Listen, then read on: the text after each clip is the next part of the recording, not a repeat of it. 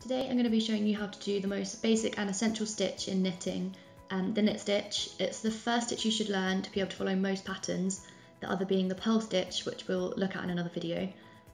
In the last video I showed you how to cast on, so if you need to remind yourself of that, go and take another look at that video. I've already cast on and knitted a few rows to show you what knitting with just knit stitches will look like, and it's called a garter stitch.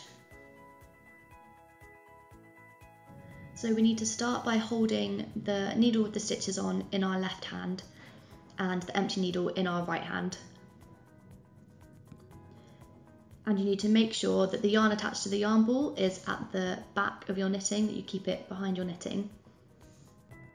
And what we do first is we insert the tip of our right hand needle through the first stitch on our left hand needle from right to left, making sure that the tip goes behind the left hand needle, like so.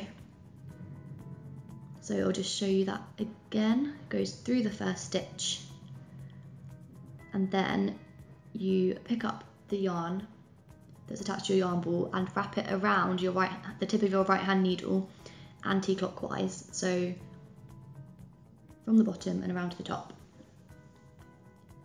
And make sure that you're holding onto that fairly securely, and then you slide the right hand needle back through that stitch that you originally put it through to transfer the stitch onto your right hand needle, or to make a new stitch on your right hand needle.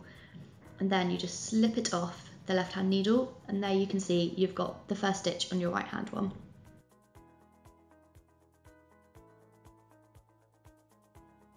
So we're just going to do that again. Right hand needle through that first stitch on the left hand needle.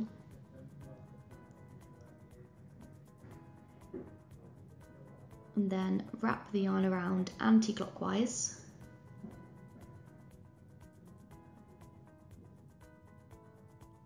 And put that needle back through the stitch, creating a new stitch on your right hand needle, and slip it off the end.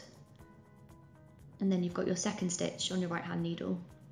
So to do that, just one more time again, quite slowly, through the next stitch,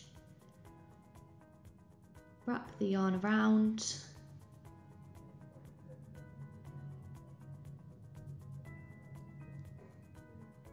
and put the needle back through the stitch, creating the third stitch on our right hand needle, and slip it off.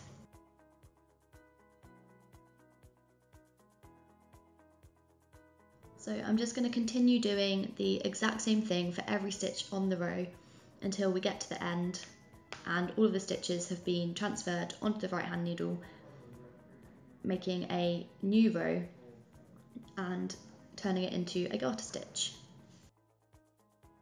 This is what the garter stitch looks like. It has kind of bumps all the way along it, and if you keep going with the knit stitch, this is what you'll end up with.